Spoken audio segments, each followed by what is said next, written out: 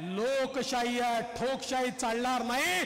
जो ठोकशाही चालवायचा प्रयत्न करेल त्याला तसंच उत्तर देण्याची क्षमता देखील या ठिकाणी आमच्यामध्ये आहे. आणि म्हणून बंधू भगिनींनो, आज या निमित्ताने आपण सगळ्यांना निर्धार करायचा आहे. या देशाचं भाग्य बदलवणारे माननीय मोदीजी आहेत. या देशाला विकसित भारताकडे नेणारे माननीय मोदीजी आहेत. आणि मोदीजींनी तर पहिल्यांदाच सांगितलं, आम्हाला वाटत होतं 10 वर्षात इतक्या गोष्टी झाल्या, 2 पुस्तकं पुरतील एवढ्या गोष्टी झाल्या, काय काय सांगायचं काय काय सांगू नये. पण मोदीजींनी सांगितलं, पिछले 5-10 साल ये तो ट्रेलर था, पिक्चर अभी बाकी है, पिक्चर अभी बाकी है. आणि त्या दिवशी मोदीजी रिझर्व्ह बँकेच्या कार्यक्रमामध्ये आले होते. रिझर्व्ह बँकेच्या कार्यक्रमात मोदीजींनी अधिकाऱ्यांना सांगितलं, भैया 1-1.5 महीना में प्रचार में हूं, पूरी तैयारी कर लेना, जिस दिन शपथ लूंगा उसके बाद धमाधम काम करना पड़ेगा. अशा प्रकारची तयारी घेऊन मोदीजी या ठिकाणी बसले आहेत.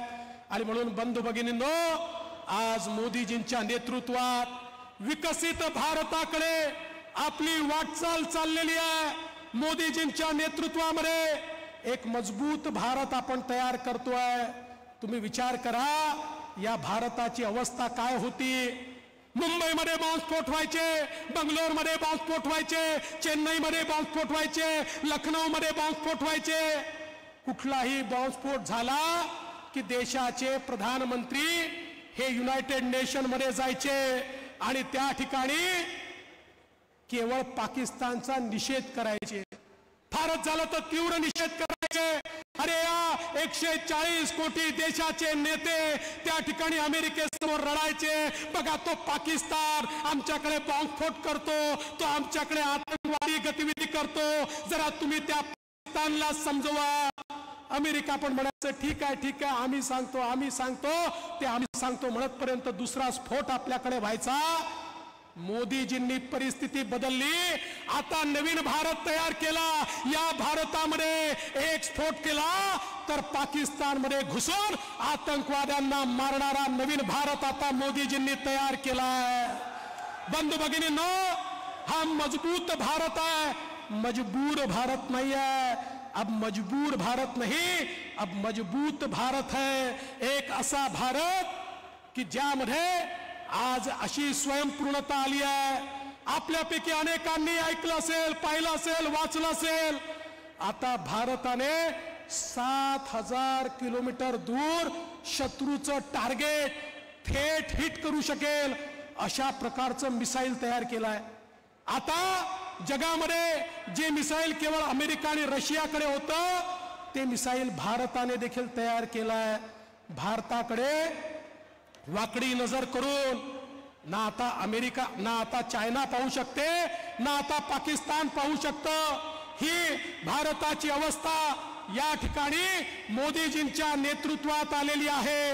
आणि बंधू भगिनींनो, सगळ्यात महत्वाचं, जो भारत केवळ शस्त्रास्त्र इम्पोर्ट करत होता, आयात करत होता, या भारतामध्ये साध्या गोळ्या देखील चांगल्या प्रतीच्या बनत नव्हत्या, मोठ्या तोफा बनत नव्हत्या. त्या भारताने आता मोठ्या प्रमाणात या ठिकाणी शस्त्रास्त्र तयार करण्याची सुरुवात केली. आणि आता आम्ही केवळ शस्त्रास्त्र आपल्याकरता तयार करत नाही, तर आता शस्त्रास्त्र एक्सपोर्ट करण्याचं काम देखील या ठिकाणी भारताच्या माध्यमातून होत आहे. अशा प्रकारचा एक भारत की ज्या भारतामध्ये मोदीजींच्या नेतृत्वात एक वैश्विक अशा प्रकारचं नेतृत्व आम्हाला मिळालं आहे. आपण नागपूरकरांनी पाहिलं, G20चा कार्यक्रम नागपूरमध्ये किती भव्य झाला. देशाच्या कानाकोपऱ्यात भव्य अशा प्रकारचा G20चा कार्यक्रम झाला. आणि बंधू भगिनींनो, हे सगळे कार्यक्रम होत असताना आज मोदीजी केवळ भारताचे नेते राहिले नाहीत, मोदीजी जगाचे नेते झालेले आहेत. आता आफ्रिकन देश देखील या ठिकाणी म्हणतात, मोदीजी आमचं नेतृत्व हे या ठिकाणी तुम्ही करा. अशा प्रकारची भारताची स्थिती आहे. आणि अशा या सगळ्या परिस्थितीमध्ये बंधू भगिनींनो, खऱ्या अर्थानं मोदीजींच्या नेतृत्वात आज आपली आघाडी कशी आहे? आपल्यासोबत शिवसेना आहे, आपल्यासोबत राष्ट्रवादी आहे, आपल्यासोबत रासप आहे, आपल्यासोबत वेगवेगळे सगळे पक्ष आहेत, जनसुराज्य सारखा पक्ष आहे. पण आपली गाडी कशी आहे? आपले इंजिन मोदीजी आहेत आणि या इंजिनला आम्ही वेगवेगळ्या बोग्या लावल्या आहेत. प्रत्येक बोगीमध्ये जनतेला बसायची जागा तयार केली आहे. आमचं इंजिन एकटं जात नाही, आमचं इंजिन सगळ्या जनतेला घेऊन जातं. पण तुम्ही बघा, इंडिया आघाडी जी तयार केली आहे, या इंडिया आघाडीमध्ये प्रत्येक जण म्हणतो मीच इंजिन आहे.